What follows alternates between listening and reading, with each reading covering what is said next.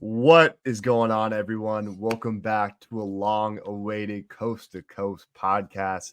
Currently in the midst of a crazy NFL season, but with the NBA season just on the rise, we got to bring you our annual NBA season preview here alongside Griffin Winter, usual guest on the show. I'm Liam Willerup.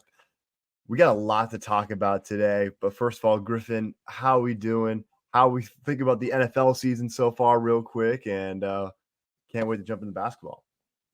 Pleasure to be here as always, Mr. Willerup. The NFL season has been pretty good for me so far. Not great fantasy wise, I won't lie to you. We're kind of in the dumps, but my Bolts, oh baby, 3-2 right now. We're taking on the Cards this week, going to the game. Ooh, buddy. Ooh, buddy. This Jim Harbaugh guy, he has a future in the business, let me tell you. Oh, he's Indeed. great. Well, hey, we're going to jump into some NBA stuff. We got a list of stuff. So let's just hop straight into this. Griffin, I'm going to start off by asking you, a lot of movement this offseason, whether it be a big move like Paul George or maybe some role players moving around like a Contavious Caldwell Pope going over to Orlando. Who's a player on a new team that you're most excited for this year, whether it not really think you're gonna make the biggest impact per se, but more of a who are you have your eyes on is I think this guy's gonna be a great fit. I couldn't really narrow it down to just one. I have four. Like really, there was a lot of, I wouldn't say great like high level like star for star sort of trades. Like there were some, but nothing that like moved me where I was like, oh, that's huge. That's huge. They're a championship contender more than they were like that much beforehand. You know what I'm saying? So I have Tyus Jones, Mikal Bridges, Isaiah Hartenstein, and Alice Caruso as my guys who I'm really looking forward to. I'll start with Hartenstein and Caruso just on the Thunder. I think Hartenstein backing up Chet and possibly sliding Chet to the 4 and having him at the 5 is going to add some really nice versatility for the Thunder. And Caruso basically replacing Josh Giddey, I think is just an all-out like heist by the Thunder. Like you didn't really give up that much, and you get a guy who's an all-world defender joining this young playoff team who's looking to make a run at the finals this year. Mikal Bridges, he was in a really bad spot last year in Brooklyn. I think that like he was obviously the body language was off. He did not like being a net. So now that he's with 3 out of the 4 of the Nova Knicks, I think he'll thrive in New York. Even though his jump shot now does look a little weird. I don't know what happened in the offseason. And bringing it back to my Suns, Tyus Jones, I think his impact cannot be understated for this team that won 49 games last year with most of their big three being hurt, one out of the big three being hurt through a majority of the season. We needed a guy to take the load off of Devin Booker and Bradley Beal's hands so they can go out and score, be the dogs that they are. And I think this is just purely additive, especially in the Mike Budenholzer offense. Go, go, go, put up threes. Tyus Jones, a 41% on the catch 3-point shooter. So really love that for my Suns. So what about you, Liam? Yeah, I mean, I could talk about some Warriors guys. I really love the haul. Just to touch on real quick, what we were able to turn Klay Thompson, his cap hit basically into. We were able to get D'Anthony Melton, Buddy Hield, and Kyle Anderson, all 3 guys I expect to play a big role on this team, which it's really interesting. I think it's a real big boomer bust year. I think it's all depending on how the guys go, but we'll get into that later. As you can see, I got a guy similar to you. I got Isaiah Hartenstein. I think one of the most underrated players in the NBA. And I think a lot of casual fans were like, this guy got $30 million a year to essentially be a backup. But I don't think that's what it's going to be. I think what you talked about, it's going to be some sort of configuration with Shea at the 1, Caruso at the 2, Jalen Williams at the 3, who I'm really high on this year, Chet at the 4, and Hartenstein at the 5. And, at the time of recording, we were just broken news today that Isaiah Hartenstein is expected to miss at least 4 to 5 weeks to start the season. Mm-hmm. But this is a team that's got a lot of depth. So when the time he comes back, he's going to fill in a lot of their needs. And kind of to bring in some advanced analytics into this, looking into it, last year, Isaiah Hartenstein in, not even 30 minutes a game, around like 26 minutes a game, had finished second in the NBA with a plus 3.9 defensive expected box plus minus, which just tells about how good of a defender he is. Going off of that, he was a 98th percentile on the offensive rebound percentage, which is huge because OKC was second worst in offensive rebounds last year. It kind of helps Chet not have to worrying so much about grabbing those rebounds, be the elite paint defender he can be, rim protector. Otherwise, 96th percentile mid-range shooter, was 9.9 estimated wins added.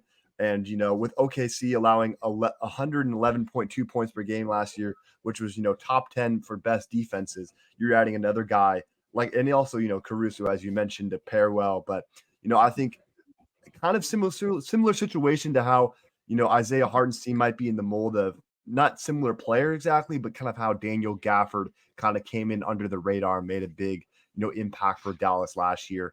Obviously Hartenstein, his contract getting attached to him and, being in New York in that market kind of has more eyes on him. But I think OKC, respectfully paid the right amount to go get a guy in Hartenstein that's going to make a big impact for them. So now, moving on to storylines for this year, a lot of stuff being talked about, whether people want to talk about LeBron James and Bronny, how that's going to work about. Obviously, that's the mainstream media folks in there, but I think there's a lot of other stuff to talk about. Griffin, I'll let you start off again. What are maybe some storylines? A storyline, I know you got a couple, so go ahead. Yeah, I picked out a couple of that Bronny and LeBron story. Like it's going to be like a media darling story. But I kind of went with some other things that are kind of under the radar a little bit, not really, but Giannis, I think, and the Bucks with Doc Rivers, I think that trajectory, and you'll see later when we talk about our top four in each conference, I think that trajectory is going way down. And there have been rumblings, especially with this prior week, of Giannis even talking about it, the potential for a trade to blow it up. That team is probably one of the oldest in the league, and kind of how they get out of if Giannis really wants to ring chase and get another, cement himself as like a top 15 NBA player of all time, or move himself into that, I think he would be the first like European guy, foreign guy to really ask out like these American players do, to go ring chase and join another one. Another one, just kind of to touch on the Cooper Flag tank job, kind of a storyline at the bottom of the league. I think the Nets and the Wizards are two prime examples of teams that are just kind of throwing their season away in order to get Cooper Flag, because he is such a special prospect. And I'll touch on my last storyline when we talk about our next segment, but I'll pass it over to you. Yeah, no, I got to be New York. I feel like so much change has happened this offseason. Is it going to be enough time for this new group to kind of gel and be able to make a serious playoff run? Because if you look on paper, I think there's no better team than the Knicks now, especially with Karl Anthony Towns, the matchup with the Boston Celtics. I mean, obviously, Julius Randle wasn't really part of this team towards the end of the year as he battled injuries. But at the same time, he's still been a focal point in New York since he arrived, was an all NBA player, all-star, all the lines of flat. And of course, Dante DiVincenzo leaving, Isaiah Hartenstein, the aforementioned player, has left as well. You bring in Mikal Bridges, you re-sign OG Anunoby to a big deal. You're able to get Jalen Brunson, kind of not even a hometown discount, but kind of like a, star of New York discount. You kind of help him out. And of course, Karl Anthony Towns coming over. Is this team going to be able to, survive without losing two of their best role players? I mean, not their two best. I think Josh Hart might even be the top of that list, despite how good of a season DiVincenzo had last year. I believe setting the franchise record for threes made in a season. But it's going to be a lot of working parts because this team might have to look to some of their younger pieces. I expect a starting lineup to look to sort of like Jalen Brunson, Mikal Bridges, OG Anunoby, Karl Anthony Towns. Who's going to be that guy? Is, Miles McBride getting thrown in there? Is, a college star who battled injury, Kevin McCullough, getting thrown in there? I know Tyler Kolek's a guy getting talked about. Mitchell Robinson's expected to miss, I believe, the rest of the calendar year. He should be back around, New Year's. It's a really interesting situation. Honestly, it really matters of where this team is by the time the playoffs start. I'm still really high on them this year. Is it still going to be a lot of, Jalen Brunson reliant offense? Because is Mikal Bridges, a guy that can create himself his own shot? At times, yes, but at the same time, I think that was the kind of the appeal of having Julius Randle in there, because a guy that can make his own shot. Now it's really, hey, Jalen Brunson, you're thrown into this offense. You're going to have to kind of create for everyone. And that's really what they're looking for. I think Miles McBride, is also going to be asked a lot too, which I think was, a reason why they decided to pull the trigger on the trade, because of what they saw from him during the playoffs last year. So a really interesting team. I'm really high on them. We'll get to that when we talk about the standings. So yeah, and I know what you're alluding to, talking about the playoff team that you think will miss out. And we do have the same one with the Los Angeles Clippers, which kind of going back to your tanking stuff with, Kawhi Leonard out and not having the rights to their first round pick this year. It looks like, there is a chance that Oklahoma City Thunder could be in the top 5 or even the top of this draft, and one of the most loaded draft classes we've seen in a while. But I'll let you talk a little bit about the Clippers. Yeah, just touching on that, like Kawhi really being out for the start of the season, we don't know when he's coming back. He basically got booted off of the Olympic team because of his injury status. The trajectory of this team is just going way down.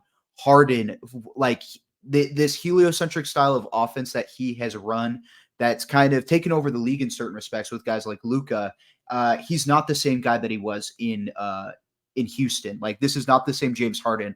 This is not how you're supposed to pack your new arena in Los Angeles with this kind of sort of hodgepodge group of talent pulled together. Like, we got, Kai Jones and Kevin Porter Jr. on this team. Like, it's just questionable. Ty Lue is a great coach, but I think the West has gotten extremely better in this past offseason. I think most of the teams that were in the playoffs last year, besides the Clippers, improved, and teams outside of that are only improving. Guys like, the Spurs and the Rockets. So I just think it's going to be very, very difficult for the Clippers to get back. And again, talking about the trade piece, because I think this is going to be an underlying story that some NBA casuals won't be paying attention to. But the Clippers having, with that Paul George trade, giving that to the Thunder might, they could win the championship this year and get the first pick. That is a realistic thing that could happen in a draft that is supposed to be very solid with a guy with Cooper Flag at the top. So yeah, the Clippers trajectory is just not looking up right now. Yeah, no. And I mean, you're, like you said, relying on a lot of guys to where, is it going to be a breakout for them? I think Terrence Mann's kind of at this point to where, like, this is the last chance he has to really prove himself. Obviously, he burst onto the scene against that playoff game in Utah where, he shredded their defense with forcing Rudy Gobert, to kind of let him shoot from the outside. And he's really never been much impressive since then. Then, you got a guy, Norman Powell, who's kind of a glorified role-playing scorer. Can he do much?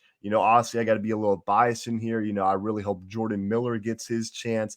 Was really good during the summer league this year, and shined in the G League last year. I think he deserves the chance. Was one of the most underrated players in the NCAA when he played with Miami and helped lead us to a Final Four.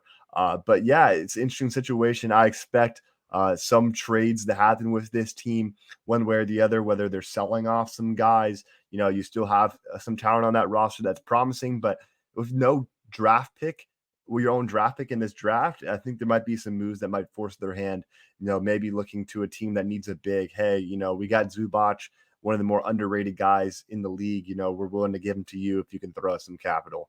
It might be time for this team to sell. It's probably hard to position Steve Ballmer's in, like you mentioned, with Intuit opening this year. And Harden, not even just not being the same version of himself from Houston, he's not even the same version of himself from Brooklyn. So interesting there.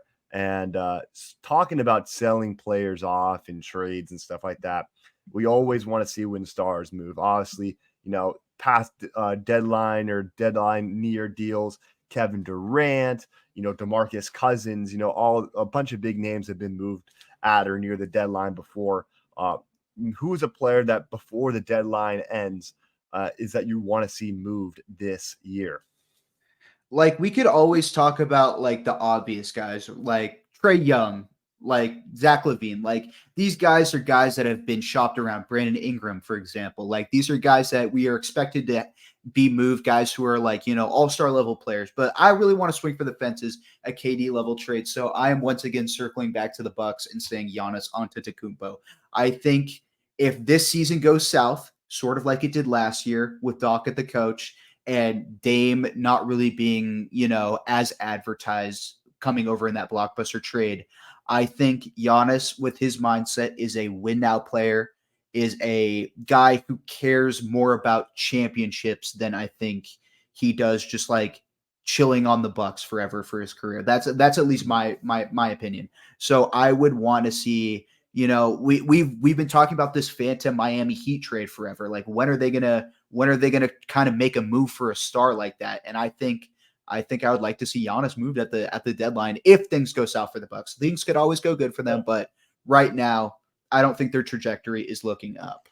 Yeah, I mean, an aging core, Chris Middleton, Brooke Mm-hmm. Lopez are just getting older. I'm same with Dame, he's getting older. You're looking at guys like, Gary Trent to kind of step up coming over from the Raptors, kind of a prove it deal with him. Other Yeah. dudes like Marjan Beauchamp, Andre Jackson, Bobby Portis has kind of been a consistent role player in this league. It's interesting. I mean, outside of Miami, who I does think have the assets for this deal, is there any other team that might come to mind? I mean, it's kind of hard to really make a deal like this in the middle of the season. But then again, we saw Kevin Durant get moved before. So anyone else Yeah, stick out? I mean, it to me, I don't see him not going to a contender, but like we were talking about, the Thunder do have, if they wanted to make a Godfather offer, Mm, they theoretically could. They have the draft capital. They have they I'm assuming they have matching salaries that they could put together and yeah, throw in to be like able to Lou make this Dort, work. like Yeah. Jay Expiring contracts, and maybe you'd Hartenstein, have to give up J Dub for sure. Hartenstein. Hmm. Yeah, so I could see that happening. Just off like I don't really know what other contender just with this new CBA. It's so difficult to make these Yeah, trades now. So it would have to be a team that's not super in the tax. So yeah, I would have to think on that, but I mean, my mind pops to the Thunder for a team that yeah. could make a That's why I Godfather thought offer like that, or the kind of with Rockets even. Yeah, no. Well, I mean, that kind of gets into mine, with Brandon Ingram. I decided to kind of go with one of those more basic guys just because of the CBA. I think, people want to talk about De'Aaron Fox, but I think the Kings are going to do pretty solid this year. I think they'll I do finish too. as a top 6 seed around there. But looking at Brandon Ingram, I think there's a lot of two trades I got written down here that I think could really be beneficial for both sides. I think one that could elevate a team to contender status, even in the Eastern Conference. Uh, a deal between the Cleveland Cavaliers and the New Orleans Pelicans, matching the salaries of Karis LeVert and Max Strus, potentially throwing in a protected first round pick to be able to send over to New Orleans for Brandon Ingram. I feel like with how this works is it's able to elevate a guy like Trey Murphy into the starting lineup for New Orleans and giving you two elite, not elite, but really good, solid role players in the NBA, Max Strus, Karis LeVert, and LeVert on an expiring contract gives you some cap flexibility going into the offseason. And I think Max Strus is a solid, wing scorer that can, provide value for New Orleans. But also looking on the other side, Can I butt in here, buddy? yeah, I like that, but I mean, Cleveland, at some point, you do have to, it's a shit or get off the pot moment here with Mobley and Allen. I think, New Orleans does need a center. yeah, One of those two. I mean, again, CBA, super difficult to match these salaries now, but I think that could be mutually beneficial to get an elite wing in Brandon Ingram to Cleveland and get some rim protection and some size even in New Orleans. So just yeah. butting I in, was just just an idea. assuming they wouldn't be able to do that. They wouldn't think of doing that egregious of a trade. But I mean, think of that starting lineup though with Brandon Ingram, Donovan Mitchell, Darius Garland, uh, Oh, Evan Mobley, incredible scoring. Incredible Jared scoring. Allen, and you still got some solid, bench pieces. You got young guys. It would be interesting, interesting to see. But going over to Mhm. Houston, though, a different trade. Still, obviously got to match the salaries.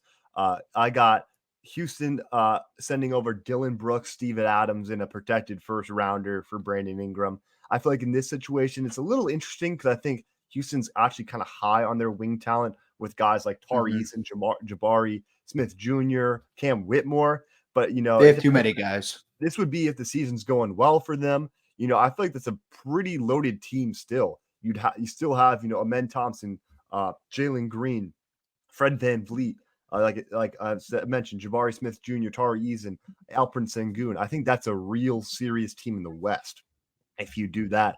And that still gives them another scoring option, a guy that can create for himself to pair alongside Jalen Green. And, Steven Adams does address that center need for them, isn't on an expiring contract. So, they could decide their future with there. If Missy is that guy they want to run with the future with there, they can go from there. I know there's been talks, Shams mentioned that Herb Jones could potentially play some, time there at the center position. I don't Ooh, really know how that fit would work. ooh. I mean, assuming something to just, keep Zion, in the paint and move everyone else out. But, who knows? So, any other thoughts before we move into conference standings? No, just mentioning the Rockets, they do have too many guys, a lot of young guys that need playing time, a lot of guys that need the ball. So I think, we're talking trades. I do think the Rockets are a team that does need to move off of some of these guys that they aren't as high on, or these older guys, so they can give the younger guys some run. I think that'd be Exactly. beneficial for them. All right. Well, let's hop into the conference standings top 4 prediction. We'll start off with the East. Griffin, just read me your 4 down. All right. Well, I have the Celtics at 1, Knicks at 2. You might not have this graphic updated. I just changed this now, but I moved the Sixers up to 3, and I am really, really torn on the 4 and the 5 right here with the Magic and the Cavs. It could really go either way. I could see it from both perspectives, but I'm kind of leading Magic right now. But that is my 4. Let's just say Celtics, Knicks, Sixers, Magic right now. That is Awesome. probably my top 4. All right. And I then think I or oh, go ahead, Liam. no. I was Go just ahead. going to nail mine off. Boston, New York. I got the Magic at 3, and I actually have the Pacers at 4, a team I'm really Mm. high on after what I saw from them in the playoffs. So I Oh guess yeah. we don't really need to say much about Boston, the Knicks. 76ers, the only reason why I put them down a little bit is because of the scare with the Paul George injury. I know something happened to Jared And McCain the the other Embiid day, back to and just in backs. the Embiid management. Otherwise, I mean, I think the other 3 teams, the 2 teams I chose were great. So tell me a little bit about Orlando, and I'll give you my reasoning for the Pacers. I'm really high on Orlando. I really like the addition of KCP this offseason. My only real I have a couple kind of just worries with Orlando. I mean, I love Paolo, love Franz, but Franz really needs to get his jump shot back underneath him, because with that added, I think the scoring, which they kind of really ran into, their lack of scoring in the playoffs last season against Cleveland, kind of really hurt them. And like they definitely would have won that series if Franz was hitting from outside. So I think if Franz kind of gets his jump shot under him, which I do, I think he's a really solid player. Like Yeah. everybody, like Franz is a potential all-star level player if he's going correctly. So I'm really looking, kind of projecting that Paolo leap again, because I think he's the player that I think he's going to be. I think there's going to be a leap again. And I'm kind of hoping for Anthony Black to kind of Yes. step into a role here and really be kind of the guy who can set these two elite wings up Mhm. with elite passing that he has. So Yeah. that's kind of my thoughts on the Magic. Yeah, no, I guess I'll contribute to that because I wanted to mention about Black. I mean, they decided not to bring back Markel Fultz, which people were kind of shocked about, but at the same time, I think it makes sense for the direction this team's going, and to be able Mm-hmm. to have Black be that backup 2 guard. I mean, a 1, and then you got Suggs and KCP in there, and whether you want to do some rotation. I was really high. I know. I think that we were both kind of high on Black going back to the draft 2 Yeah. years ago. Like what he saw from him in Arkansas. And I think you got some promising guys as well.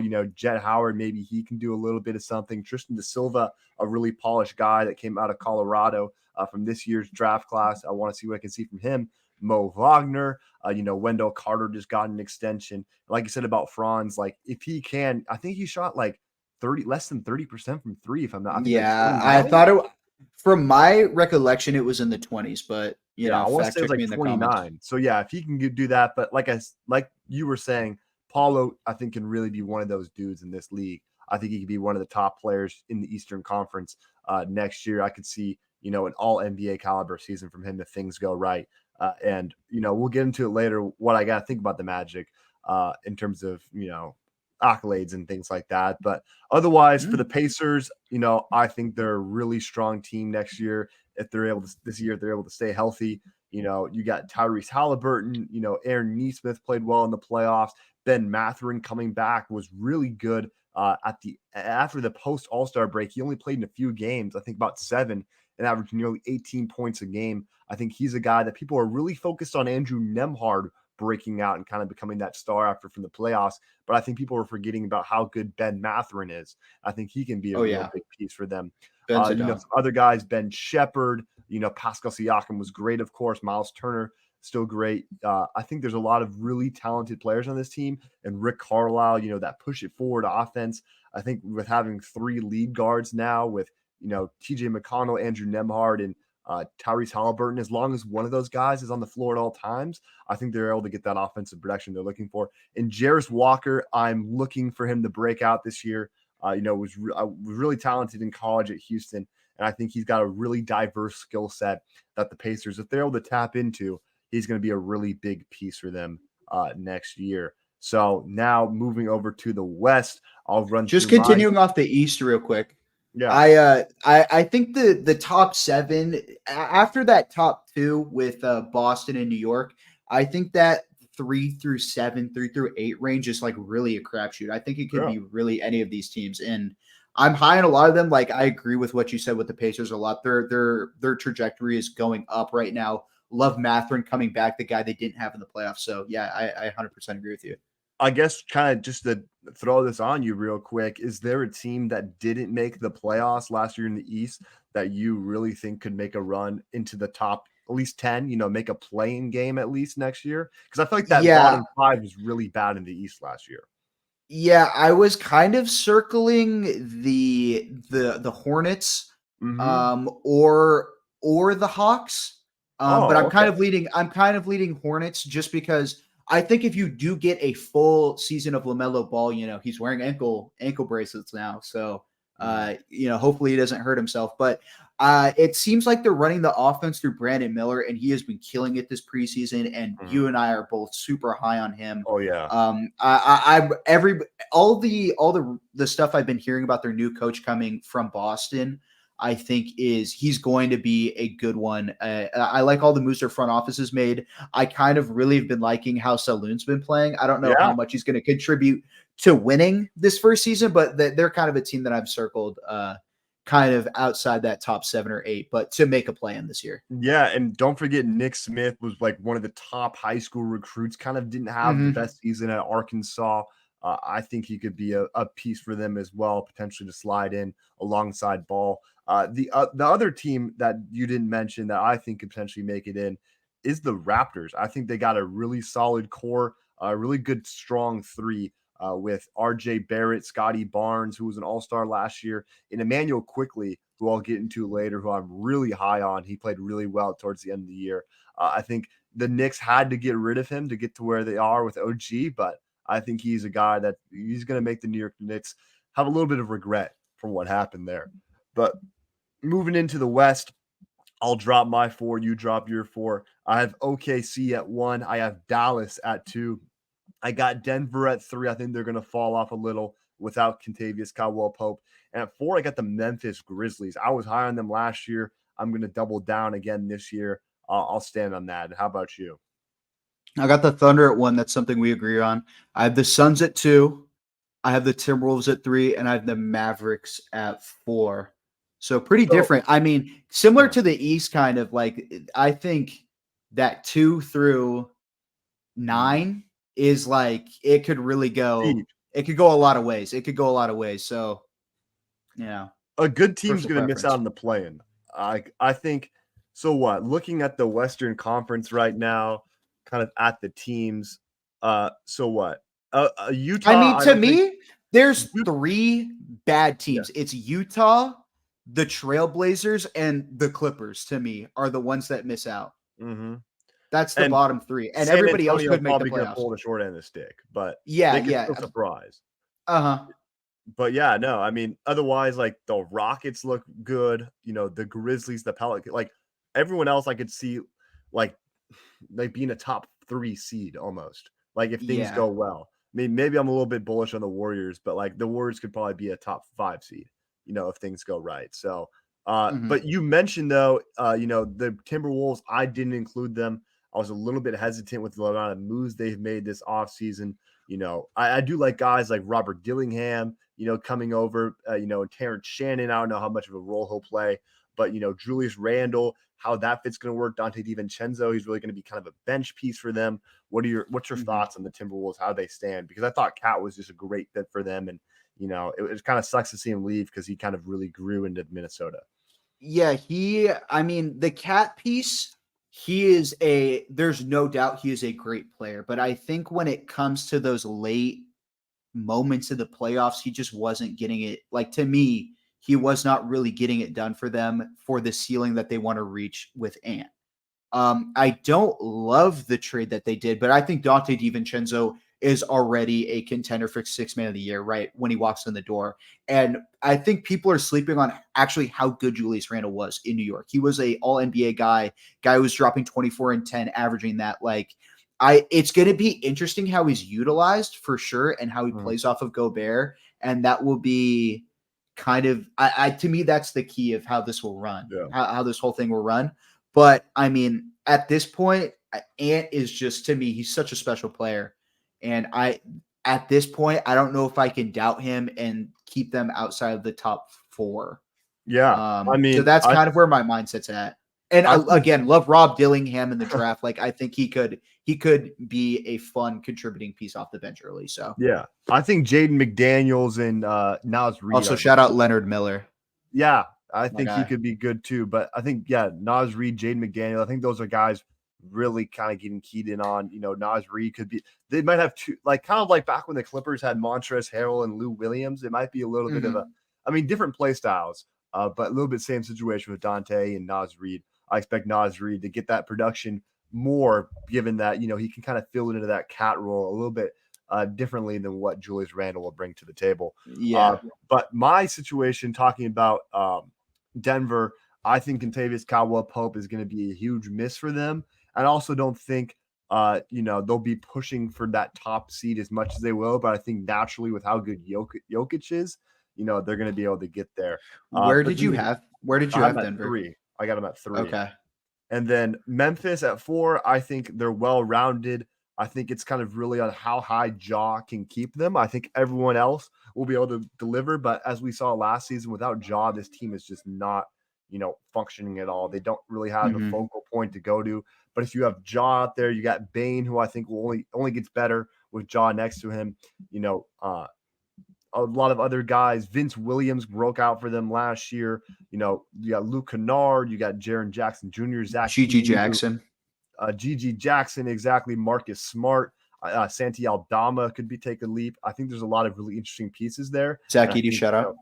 Taylor Jenkins, is going to help bring this unit together. And, I think we might see a quiet double-double from Zach Edey this year. So I think as much as I was a hater on him, I think this is a good situation for him. If he's going to go anywhere, I think Memphis makes the best sense. So any other points you want to mention about the Western Conference before we move on? Just want to defend my Suns at 2 prediction a little bit, because I feel like that is a hot take coming into the season.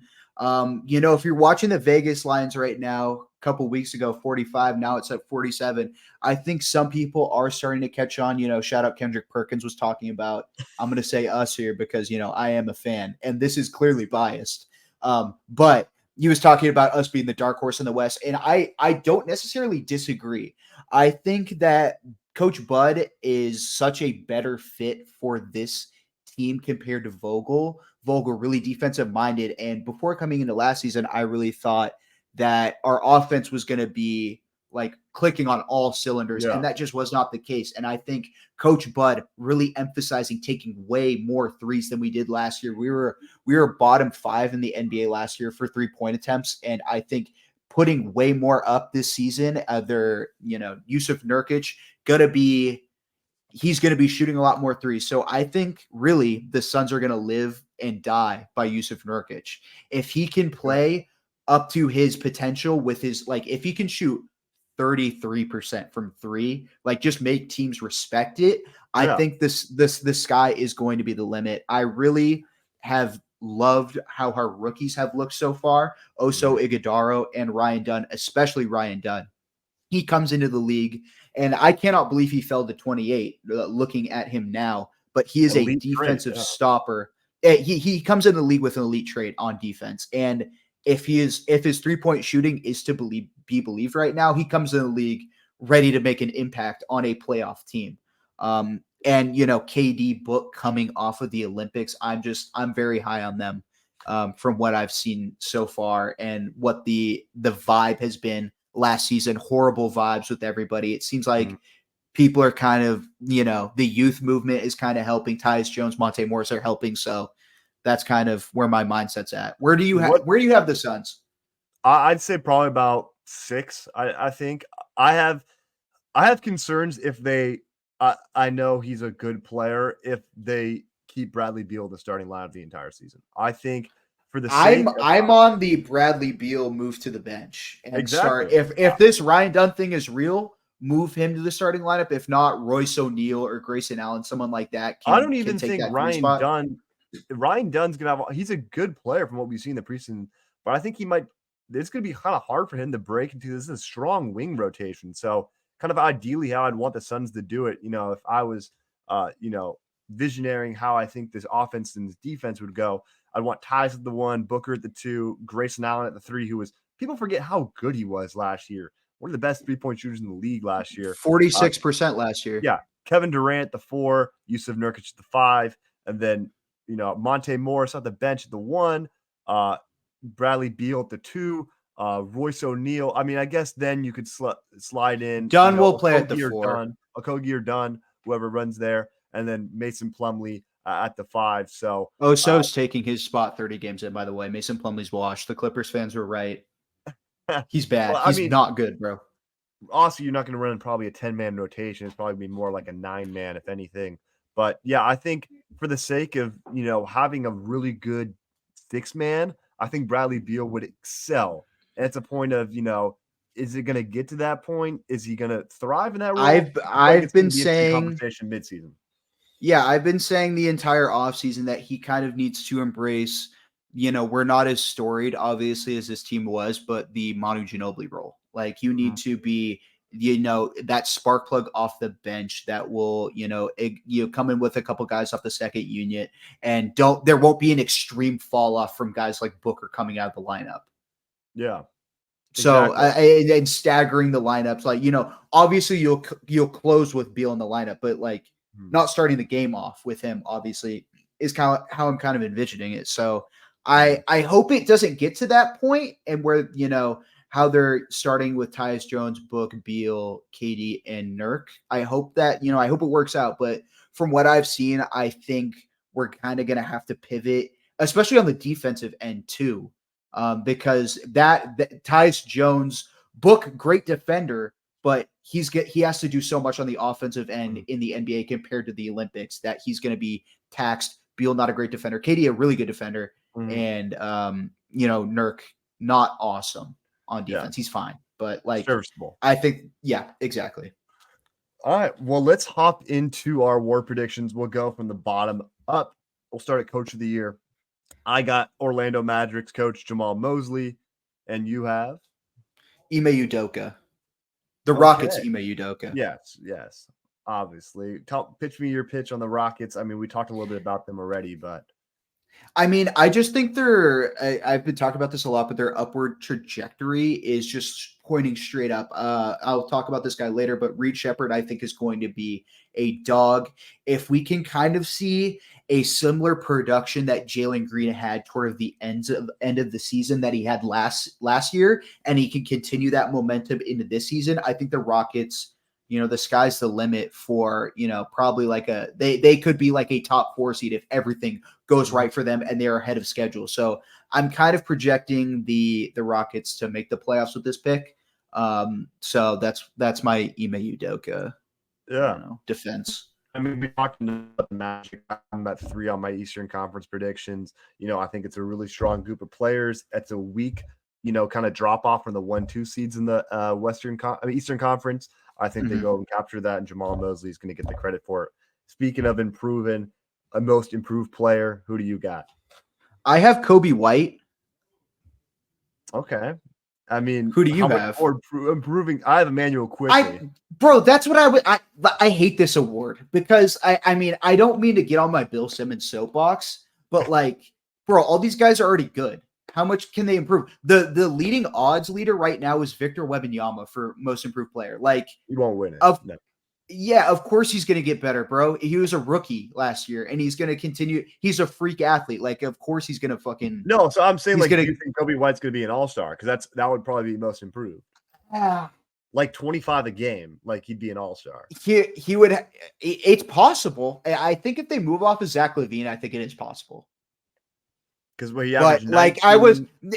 people at home, I would not bet this. This was the one I struggled with the most. I was really searching most improved guys. It was like all guys who was like they're already pretty good. It could be Cam Thomas. Actually, I'm trading it to Cam Thomas just because he's gonna shot chuck this year. Cam Thomas is my pick.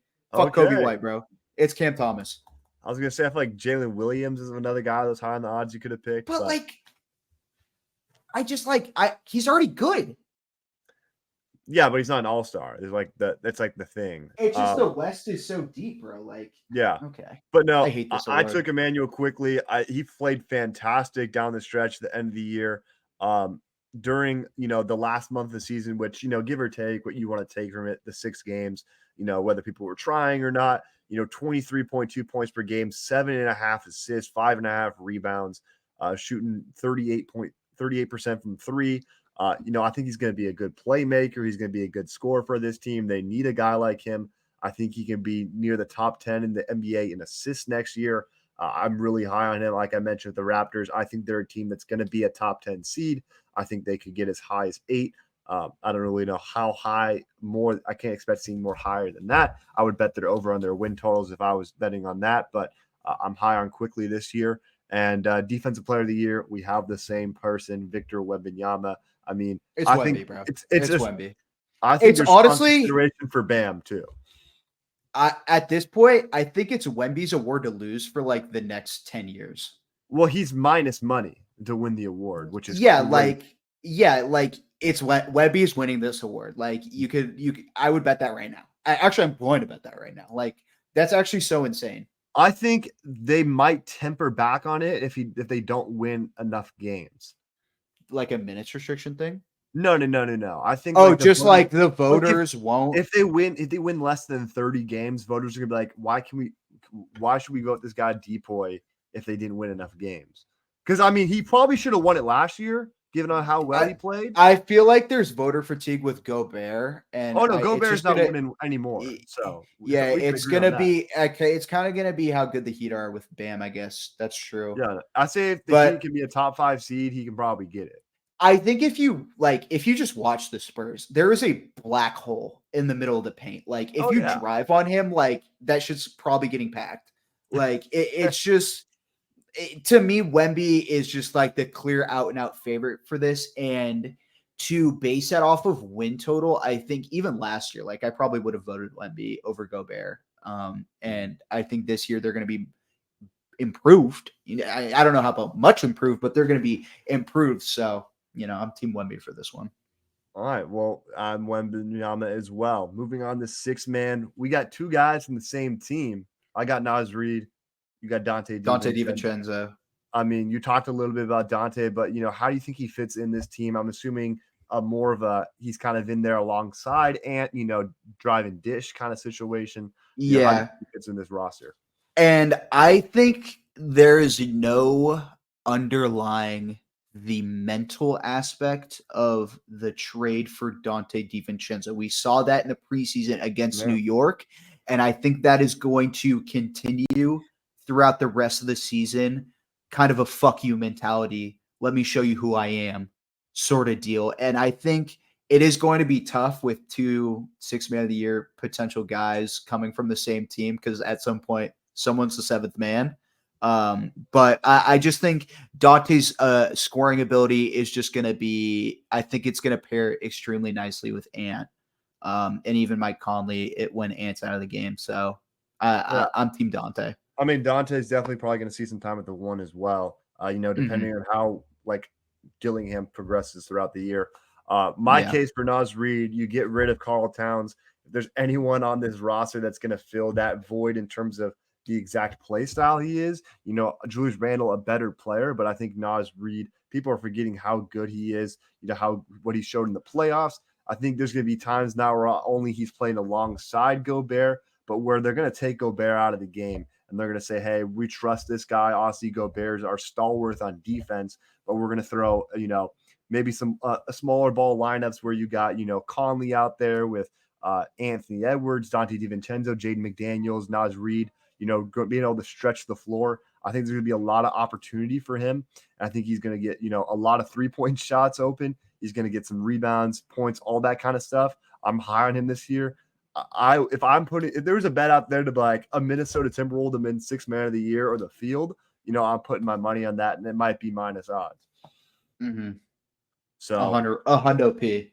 Mm-hmm. Moving on to rookie of the year, I got Reed Shepherd, and I also have Reed Shepherd. Reed Shepherd. I was, I just want to guess at my boy real quick, but yeah, no, go ahead. I mean, I wrote down Ryan Dunn, just special shout out to him because I think he is like already an elite skill on the defensive end. If this 3-point shot is anything semi-realistic to what we've seen in preseason, like he could win it. Like no bullshit. This class is like, yeah, bro, he could. Reed Shepherd, bro, there is a lot of mouths to feed on the Rockets, and he is my pick. And this rookie class is just so difficult to parse out who is going to actually be a day one contributor in the NBA. I don't, maybe I was being a little hyperbolic with he could win it, but he could get votes is what I will say. He'll probably get like a second team nod. I think this class is going to produce a little better than people give him credit for. I think a lot of role players. I'll say that. Reese Shea, I think, is going to do pretty solid. Looking at they're going to let Sarr cook on the Wizards because they have nothing else. Yeah, Keyshawn George, Bub Carrington, showed out in the during Tijan Salon. I think there's a lot of decent guys that I think it's be like a lot of like they were a good role player on a good team situation. Yeah. So we'll see how that goes. Devin Carter. I think could do well in the Kings this next year. Stefan Castle, how is he going to elevate into that offense? It's in that team in general. The offensive side is where it's going to be looking at a lot. Defense. We probably should touch on Reed though, because best shooter in the class. He's looked so good in both summer league and preseason. I don't want to say it, but Steph Curry asked the way he is able to. Steph Curry, greatest shooter of all time. This is obviously he's going to be worse than him. But the ability to get his shot off as a smaller guard is a little Curry-esque. I don't want to sound like Chris Collinsworth with Mahomes. You know what I'm saying? But it's shades of. Shout out the ringer. And I think Fred VanVleet's a great guy from him to learn from. I think Fred VanVleet's a very underrated point guard, and it's a great guy from to learn. I imagine Reed's going to spend his most of the year on the bench as the backup one. But you got, like you said, it's a really talented backcourt there with Amen Thompson, Jalen Green, Reed Shepherd, Fred VanVleet. So it'll be interesting to see. Yeah. MVP, we got a split pick, 2 guys in the Western Conference. Is it the year that Luka's finally going to win it? You tell me. I just picked Luka because he has to win it eventually, and the Mavericks are good enough where, I have them as the 4 seed. I think, he's going to continue kind of the momentum with the Mavericks that they were on from their finals run last year. So I think he's going to be going for MVP this year, if that makes sense. He's not, I don't think his mindset is, he got to the finals. Of course, he's going to want to win a championship, but I think possibly his primary mindset is to win MVP this year. So that's kind of my Luka pick. Yeah, do you have SGA? I have SGA. I think he's a shoo-in. I went back and forth between it because I just had to think if they're the 1 seed, he's the best player. You're right. They're going to be not just the 1 seed. I think they're going to be the number 1 overall seed in the NBA. And weird thing, hey, this might be a weird thing to talk about. Let's say it's kind of like a neck and neck battle. You might laugh at me for this, but what if one of them wins in season tournament? Because you got to base it off regular season. Let's say it's a battle of 1 and 2. If you have SGA had a huge moment remember in the in-season tournament when like he was cooking, like they won that. Like if you win the in-season tournament, you win November, like as Yeah. that month. You know what Well, I'm because think saying? about how Or much he did for the December. Pacers, like for Yeah. Tyrese Halliburton. Oh, Yeah. 100%. Like honestly, that's not a bad shot at all. Like I'm really wavering on this Luka pick now. That kind of makes a lot of sense because I mean, if they're the out and out, not only number one seed in the West, which I agree with, I think they also will be the number one overall seed. Because Like think about it. I don't really see how he doesn't win it at that point. I'm changing my pick. I'm sorry. I'm